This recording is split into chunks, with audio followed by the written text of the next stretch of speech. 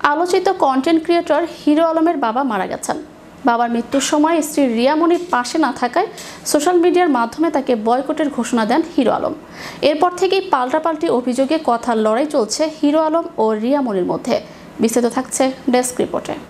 গতকাল রাত্রিবেলা ৯টার দিকে সে ইন্তেকাল করে। আলোচিত কন্টেন্ট ক্রিয়েটর হিরো আলমের বাবা মারা গেছেন।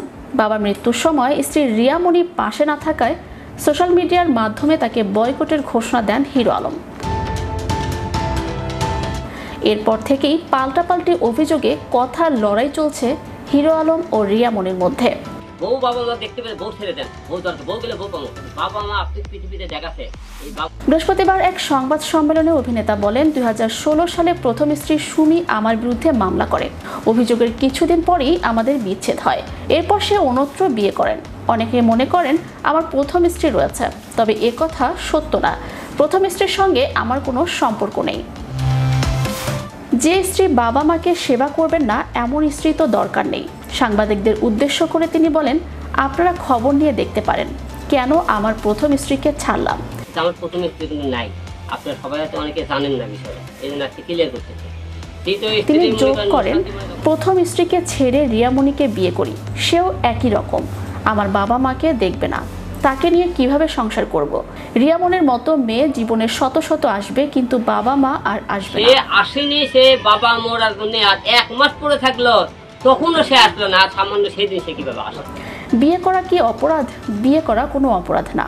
অপরাধ হচ্ছে বিয়ের পর বউয়ের কথা মতো বাবাকে কষ্ট দেয়া। আমি খারাপ হতাম না যদি স্ত্রীর কথা মতো চলতাম। এ সময় অভিনেতা স্ত্রীকে উদ্দেশ্য করে বলেন, রিয়া মনি কুরআন শরীফ ছুঁয়ে বলতে পারবে সে কোনোদিন বারে যায় না? সে কি কুরআন ছুঁয়ে বলতে পারবে আমার বাবা যখন হাসপাতালে ভর্তি ছিল তখন যে ভিডিও সোশ্যাল মিডিয়ায় পোস্ট করেছে তা আগের? সে বলেছে আমার বাবাকে সেবা যত্ন করেছে। সে কুরআন ছুঁয়ে বলতে পারবে কবে আমার বাবাকে সেবা করেছে? এর আগে অভিনেতার স্ত্রী অভিযোগ করেন, অন্য মেয়ের সঙ্গে সম্পর্ক রয়েছে হিরো আলমের। সেই প্রসঙ্গেও কথা বলেন আলোচিত কন্টেন্ট ক্রিয়েটর। অভিনেতার ভাষায়, রিয়া কুরআন ছুঁয়ে বলতে পারবে কোনো মেয়ের সঙ্গে আমার সম্পর্ক রয়েছে?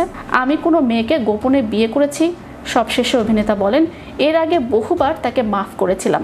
আমার সঙ্গে পারিবারিক কোনো ইস্যুতে ঝগড়া হলে অন্য ছেলেকে নিয়ে সে বারে যায়, মদ খায়।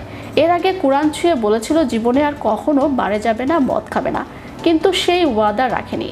যে কুরআনকে অপমান করতে পারে সে আমার সাথে কি অন্যায় করতে পারে ভাবুন। এবার ঢাকায় গিয়ে রিয়া মনিকে তালাক দেব। 100% তালাক দেব, কারণ চ্যানেল ইউরোপ বিনোদন আমার বিনা হুকুমে পরপুরুষের চলাফেরা করে তার সাথে সম্পর্ক করা।